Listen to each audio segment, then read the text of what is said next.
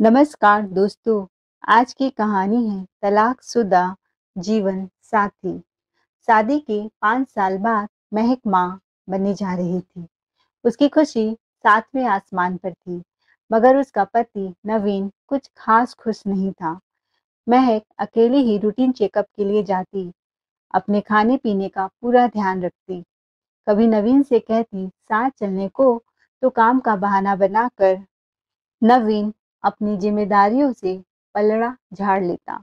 वह बड़ी बेसब्री से तारीखें गिन रही थी।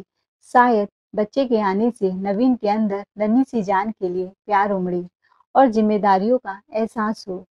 कुछ ही दिनों की तो बात है, बच्चे के आने से सब ठीक हो जाएगा। यह सब सोचकर उसने काम पर जाना नहीं छोड़ा। बुटीक की मालकिन महक के हुनर की कायल थी। एक तरह से महक के हाथों का ही कमाल था जो ग्राहकों की संख्या में बढ़ोतरी हुई थी। महक की इस नाजुक वक्त में बुटीक की मालकिन उसे पूरा सपोर्ट करती। जब भी उसका जी मचलता, तबीयत खराब लगती, तो वह काम से छुट्टी दे देती। नवीन एक प्राइवेट कंपनी में मैनेजर के पद पर कार्यरत था। स्वभाव का रूखा था। उसकी ऑफिस में एक पोस्ट खाली था जिसके लिए विज्ञापन दिया गया था। कुछ समय में तीखे नैन नक्श वाली सपना नौकरी के आवेदन के लिए आई। उसकी मधुर आवाज और आकर्षक व्यक्तित्व से प्रभावित होकर तथा पिछले अनुभव के आधार पर उसको चयन कर लिया गया। नवीन के अधीनस्थ होने के कारण काम सिखाने की जिम्मेदारी नवीन को सौंपा गया। सपना भी उन लड़कियों में से थी जो अपने हुस्न की जाल से सब कुछ आसानी से हासिल करने में माहिर थी। छोटे शहर से आई सपना जल्दी ही कामयाबी की ऊंचाई को छूना चाहती थी। उसे समझने में देर न लगी कि नवीन उस पर लट्टू हो चुका है और इस बात का भरपूर फायदा उठाने लगी। सपना के हुस्न का रंग नवीन पर चढ़ा तो वह उस पर कुछ ज्यादा ही मेहरबान रहने लगा। आए दिन सपना ऑफिस का काम न करती, नवीन दूसरों से करवाता। बेवजह ऑफिस से छुट्टी लेती, मौज मस्ती करने निकल जाती। उसे बस अपने पैसे से मतलब था जो उसे नौकरी से मिलते थे। सपना के जो सहकर्मी थे वह नवीन के दबदबे की वजह से उसकी हरकतों को नजरअंदाज कर देते थे। सपना और नवीन की नजदीकियां बढ़ने लगी। उसे खुश करने के लिए नवीन उसे महंगे महंगे गिफ्ट्स देता। आए आए दिन 5 स्टार होटल में डिनर पर ले जाता। नवीन सपना को हासिल करना चाहता था। सपना भी खूब समझती थी क्यों नवीन उसकी आगे पीछे भंवरों की तरफ मंडरा रहा है। पहले नवीन टाइम पर घर जाता था तो दोनों साथ में खाना खाते, पर अब आए दिन उसका अता पता नहीं था। महक इंतजार करती रहती, फिर अकेले खाकर सो जाती। अब नवीन की चाल ढाल में परिवर्तन आने लगा। वह बन ठन कर ऑफिस जाने लगा। इन सब बातों से बेखबर महक आने वाले नन्हे मेहमान की कल्पना में डूबी रहती। एक रोज धोने के लिए कपड़े निकालते वक्त उसे नवीन की कमीज के जेब से मूवी के 2 टिकट मिले। उसे थोड़ा हैरानी हुई क्योंकि नवीन को मूवी देखना बिल्कुल पसंद नहीं था। जब कभी भी महक जाने की जिद करती तभी वो जाता, अन्यथा कभी इस बारे में सोचता भी नहीं। उसने नवीन से इस बारे में पूछा तो टिकट देखकर चौंक गया, फिर तुरंत संभल कर बहाना बनाया। ऑफिस के सहकर्मी के कहने पर वह चला गया था। महक ने इस बात पर ज्यादा ध्यान नहीं दिया। इस बात को कुछ ही दिन बीते थे कि एक दिन नवीन के बटुए में महक को कपड़े की दुकान की एक रिसिप्ट मिली। उसका दिमाग खराब हो गया। जैसे ही नवीन घर आया, उसने सवालों का बौछार कर दिया, लेकिन किसी शातिर अपराधी की तरह नवीन उस दिन सफेद झूठ बोल गया। यह तुम्हारे लिए सरप्राइज गिफ्ट था। तुमने मेरे सारे सरप्राइज पर पानी फेर दिया। गुस्सा होते हुए नवीन ने कहा। दरअसल यह गाउन सपना को बर्थडे गिफ्ट करने वाला था। बेचारी भोली भाली महक ने उसकी बात पर विश्वास कर लिया। इस घटना के बाद से नवीन कुछ सतर्क रहने लगा। अपने जेब चेक करके कपड़े धोने को देता। महक की डिलीवरी का समय नजदीक आ गया तो नवीन ने उसे उसके मायके छोड़ दिया। अपने मायके पहुंचने के बाद महक ने एक बेटी को जन्म दिया। उसकी खुशी का ठिकाना नहीं था। अपनी फूल जैसी बच्ची का पूरा ध्यान रखती। 2-4 दिन महक के और बेटी के साथ रहकर वापस काम का बहाना बनाकर नवीन लौट आया। महक के न रहने पर अब वह बिल्कुल आजाद पंछी था। चोरी छिपे सपना और नवीन का प्रेम लीला परवान चढ़ने लगा। ऑफिस के लोग भी कानाफूसी करने लगे थे, मगर नवीन को किसी की परवाह नहीं थी। कुछ महीने बीते तो महक ने नवीन को फोन लगाया कि वह अब घर वापस आना चाहती है। जवाब में नवीन ने कहा, इतनी जल्दी क्या है, अभी तुम कमजोर हो, और कुछ दिन आराम करने की बात कही। महक को नवीन की बात कुछ जची नहीं, मगर उसके कहने पर वह कुछ दिन और रुक गई। धीरे धीरे 4 महीने हो गए, पर नवीन का कुछ खबर ही नहीं था। तो खुद बिना उसे इन्फॉर्म किए घर जाने का फैसला कर लिया। दरवाजे की घंटी बजाई जा रही थी, पर कोई दरवाजा नहीं खोल रहा था। महक को कुछ चिंता सताने लगी। आज तो संडे है, ऑफिस की छुट्टी रहती है और दरवाजे पर भी ताला नहीं है। इसका मतलब कहीं यह बाहर भी नहीं गया है। तो इतना देर क्यों लग रहा है उसे दरवाजा खोलने में? तभी खटाक से दरवाजा खुला। एक अनजान लड़की को अपने घर में देखकर महक हैरान रह गई, और वह कुछ कह पाती उससे पहले ही सपना बिजली की तेजी से वापस अंदर चली गई। नवीन अपने सामने महक को खड़ा देख हक्का बक्का रह गया। उसके पसीने छूट गए। उसकी गैर मौजूदगी में एक पराई औरत को देखकर महक का माथा ठनका। गुस्से में महक की त्योरियां चढ़ गई। पूछा, कौन है यह, और यहाँ क्या कर रही है तुम्हारे साथ? नवीन ने पट्टी पढ़ाना शुरू कर दिया। यह है सपना, इस शहर में नई आई है, अभी रेंट का घर ढूंढ रही है। इंसानियत के नाते मैंने उसकी मदद कर दी। तुमने मुझसे पूछना भी जरूरी नहीं समझा कि हमारे साथ कोई रह सकता है या नहीं? यह आज ही तो आई है, और मैं तुम्हें बताने वाला था कि तुमने आकर मुझे चौंका दिया। नवीन यह कहते हुए अपनी बच्ची को गोद में लेकर उससे दुलार करने लगा। तभी सपना बेहद नौटंकी का चेहरा बनाकर महक से बोली, मेरी वजह से आप लोगों को तकलीफ हो रही है, मुझे माफ कर दीजिए। मेरी मजबूरी देखकर इन्होंने मुझे यहाँ रहने को कहा। मैं आज ही किसी होटल में चली जाती हूँ। इस शहर में बहुत से विमेन हॉस्टल भी तो हैं। तुमने वहाँ पता नहीं किया? महक बोली, मैं वहाँ से लौट कर आई हूँ। किसी जान पहचान वालों की गारंटी चाहिए, और यहाँ मैं किसी को नहीं जानती। नवीन और सपना अपने मक्कारी से महक को शीशे में उतारने में कामयाब हो गए। महक थी भोली भाली। सपना अकेली औरत है, कहाँ जाएगी? यह सोचते हुए महक ने उसे अपने गेस्ट रूम में रहने का इजाजत दे दिया। एक ही छत के नीचे पत्नी और प्रेमिका का दोनों का साथ उसे मिल रहा था। वह अपने को बहुत खुशनसीब मर्द समझने लगा। सपना के मौजूदगी में उनके प्यार में खलल पड़ने लगी, फिर भी वह चोरी छिपे अपने मन का कर लेते थे। महक घर की मालकिन थी, तो हर काम उसकी मर्जी से होता था। थोड़े अंतराल के बाद सपना अपनी तुलना महक से करने लगी। उसके तन मन पर नवीन अपना हक जताता था, मगर उसका रिश्ता कानून और समाज की नजरों में नाजायज था। नवीन की आंखों में सपना को अपने लिए इज्जत कम और हवस ज्यादा दिखती थी। समाज में पत्नी का दर्जा क्या होता है, नवीन और महक के साथ रहते हुए उसे इस बात का अंदाजा हो गया था। महक की जगह वह अब हथियार लेना चाहती थी, और सोचने लगी, कभी न कभी तो नवीन मुझसे उब जाएगा। सपना को अपने फ्यूचर की चिंता होने लगी। नवीन के पास ओहदा और पैसा दोनों था। सपना को अपना फ्यूचर सुनहरा लग रहा था नवीन के साथ रहने में। उसने अपना चाल चलना शुरू किया और नवीन पर महक को तलाक देने का दबाव डालने लगी। सातिर नवीन घरवाली और बाहर वाली दोनों का मजा ले रहा था, और वह शादी के पचड़े में नहीं पड़ना चाहता था। उसने सपना को बहुत समझाया, पर वह नहीं मानी। उसने नवीन के सामने अपनी शर्त रखी, या अपनी बीवी के साथ तलाक, या फिर मैं तुमसे हमेशा के लिए रिश्ता खत्म कर दूंगी। नवीन ने सपना से कुछ दिन का मोहलत मांगा।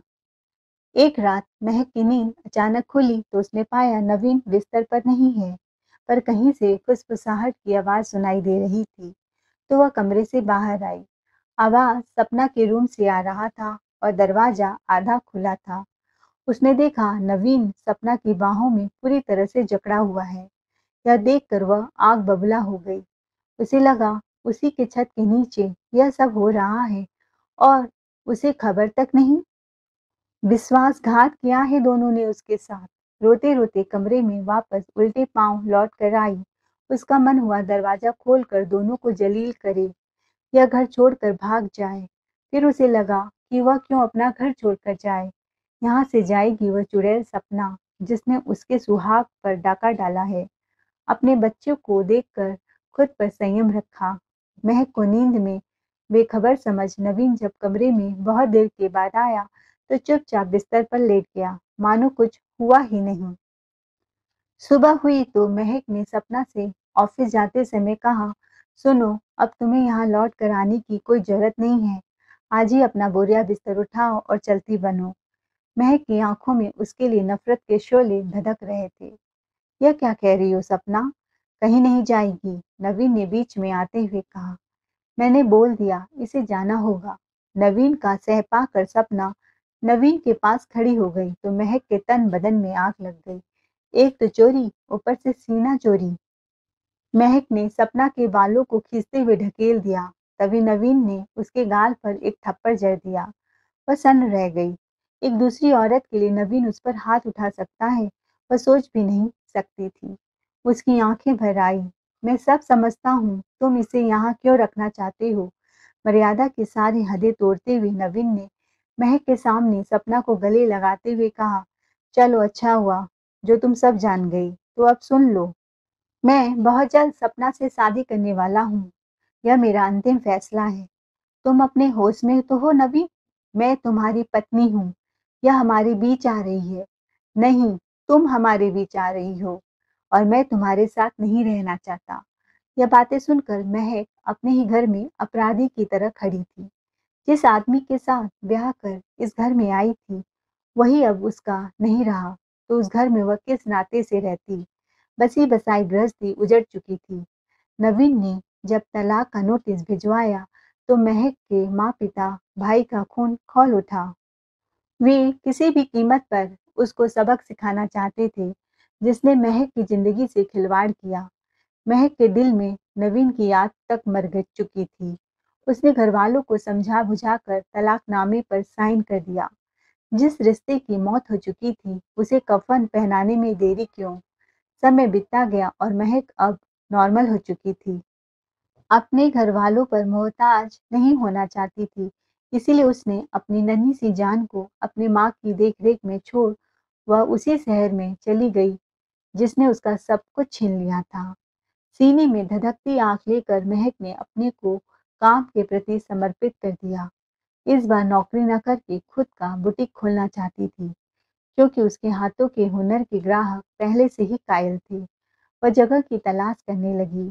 तलाक के बाद कोर्ट के आदेश पर महक को नवीन से जो रुपए मिले और अपनी जमा पूंजी सब मिलाकर उसके पास इतना पैसा हो गया कि वह अपना सपना पूरा कर सकती थी। जगह तलाश करने की दौड़ धूप में उसकी मुलाकात प्रॉपर्टी डीलर राहुल से हुई, जिसने महक को शहर के कुछ रिहायशी इलाकों में जगह दिखाए और पसंद करने में मदद की और अपना कमीशन भी थोड़ा कम कर दिया।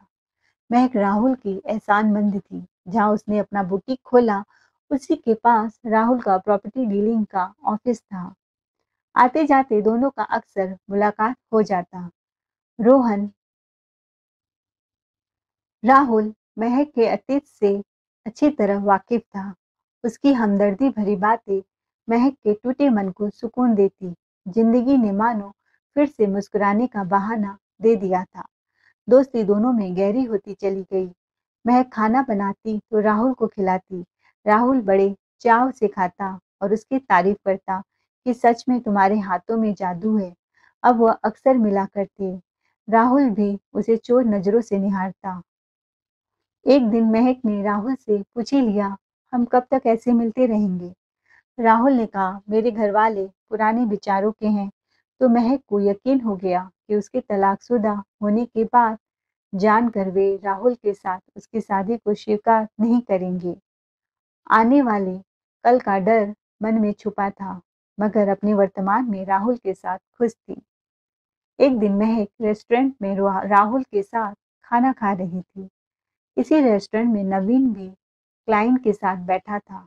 जैसे उसकी नज़र उन दोनों पर पड़ी तो वह नाक की तरह फुफकार उठा। महक उसकी पत्नी नहीं थी, फिर भी उसका किसी और मर्द के साथ उठना बैठना हंसना सहन नहीं हो रहा था। जिस ग्लास से वह पानी पी रहा था गुस्से में उसने फोड़ दिया। उसकी कुंठित मानसिकता यह बात हजम नहीं कर पाई कि उसकी छोड़ी हुई औरत किसी और मर्द के साथ गुलछर्रे उड़ाए। वह सोच रहा था वह उस आदमी के साथ कितना खुश नजर आ रही थी। सपना से शादी करके उसके अहम को संतुष्टि तो मिल गई, लेकिन सपना महक नहीं थी। शादी के बाद भी सपना पत्नी न होकर प्रेमिका की तरह रहती। घर के कामों में बिल्कुल फुहर थी। उसकी फिजूल खर्ची से अब नवीन तंग आ चुका था। सपना ने उसका जीना हराम कर दिया। खाना तो वह बनाती ही नहीं, हमेशा ऑनलाइन ऑर्डर करती या रेस्टोरेंट में खाती। अगर नवीन उस पर झुंझलाता तो कहती मैं महक नहीं हूँ जो सीधे से तुम्हें छोड़ दूंगी। पुलिस की धमकी देती। अब नवीन के सर से इश्क का भूत उतर चुका था। वह एक बार फिर से महक के संग रहने के लिए उत्सुक होने लगा। किसी तरह महक के बुटीक का पता लगाकर उसके फ्लैट में आ धमका। एक अरसे के बाद अचानक उसे सामने देख महक चौंक उठी। इसे यहाँ का पता कैसे मिला? कैसी हो महक? बिल्कुल बदल गई हो, पहचान में नहीं आ रही हो। कितनी सुंदर लग रही हो, तुम्हारा रंग रूप तो बहुत निखर गया है। किस काम से आए हो? उसने बेहद उपेक्षा भरे लहजे में उसके बात को काटते हुए कहा। उसकी बेखौफी देख नवीन जल भुन गया, लेकिन फौरन उसने पलटवार किया। मैं अपनी बेटी से मिलने आया हूँ। तुमने मुझे मेरी बेटी से अलग कर दिया है। ओह, आज अचानक तुम्हें बेटी पर प्यार कैसे आ गया? इतने दिनों में तो एक बार भी खबर नहीं ली।